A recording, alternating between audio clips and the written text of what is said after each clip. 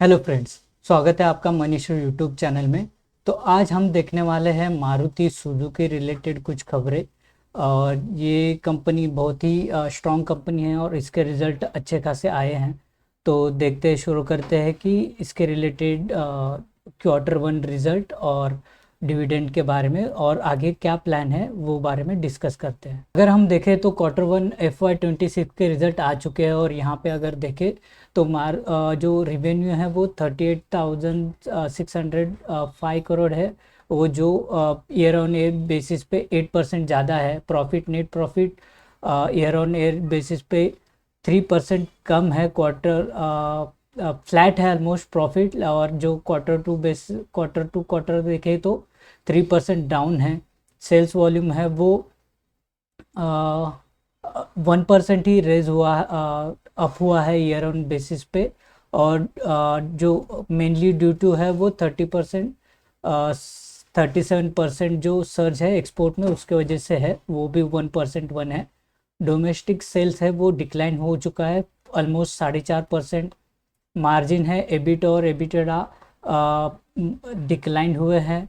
और market trend है entry level hatchback segment से जो उसके जो गाड़ियां है वो चैलेंज फेस कर रहे हैं।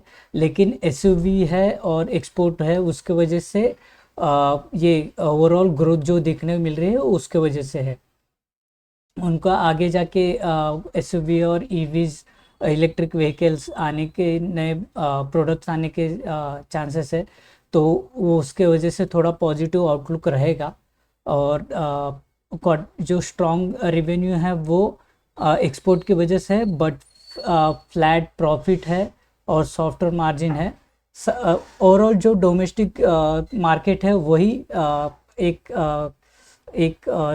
रेंज में है, तो उसकी वजह से ये मिक्स रिजल्ट हम लोग को देखने मिला जो भी इस मारुति सुजुकी का है। और मारुति सुजुकी ने जो डिविडेंड दिया है वो 135 रुपीज़ पर शेयर है। 1 अगस्त को डिक्लेयर किया था, जो मारुति सुजुकी का अब तक का सबसे ज़्यादा पे आउट है कंपनी की तरफ से। तो देखते हैं कि चार्ट्स में लेवल क्या है और आगे लॉन्ग टर्म और शॉर्ट टर्म के क्या रेंज हमको देखने मिल सकते हैं। डे टाइम फ्रेम में देखेंगे तो एक रेंज बाउंड ये पर्टिकुलर रेंज दिखने मिलेगी हम लोग को।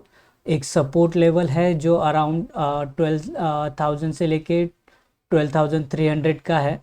इसके बार बार ये जाके 13,000 से लेके 12,200 के बीच में ये स्टॉक घूम रहा है, रेंज बाउंड है। और अभी आज के दिन का देखें तो अच्छा खासा एक पॉजिटिव मूवमेंट मिला है। और उसके वजह से ये जो शॉर्ट टर्म में जो एक डाउन ट्रेंड चल रहा था वो ब्रेक हो चुका है। तो अभी हम लोग अगर ये फोकस करेंगे तो ऑलमोस्ट ये रेंज है पर्टिकुलर 12,900 से लेके 13,000। वो रेंज अगर ब्रेक होता है तो हम लोग टारगेट रख सकते हैं 13,282। और एक टारगेट रख सकते हैं जो 13,500 के आसपास है। लेकिन यहाँ पे एक रेजिस्टेंस है 13,167 पे, तो वो ध्यान में रखिएगा, ये लॉन्ग टर्म के लिए है। और उसके हिसाब से अपना स्टॉप लॉस भी रखिएगा। और ये जो है रेंज है, मैंने जो अंडरस्टैंड किया है उसके हिसाब से बता रहा हूँ। अगर इन्वेस्ट करना चाहते हैं, बाय या सेल स्टॉक करना चाहते हैं, तो आप प्लीज़ एनालाइज करिए खुद और उसके हिसाब से ये डिसीजन लीजिएगा। और यहाँ पे एक सपोर्ट लेवल दिख रहा है लॉन्ग टर्म में, जो 12,050 से लेके 13,000 के बीच में है। तो ये सपोर्ट लेवल इसका ये स्टॉक के लिए है, जिसके वजह से ये बार बार यहाँ पे आके फिर से अप ट्रेंड में जा रहा है। लेकिन यहाँ पे आके जाके ये 13,000 के आसपास जाके वहाँ पे अगर ये ब्रेक नहीं कर पाता तो ये वापस डाउन ट्रेंड में जाने के चांसेस ज़्यादा है। और एक बात है कि अगर हमने देखा तो ये लास्ट मार्च 2024 से लेके अब तक अगस्त 2025 तक ये रेंज बाउंड दिख रहा है।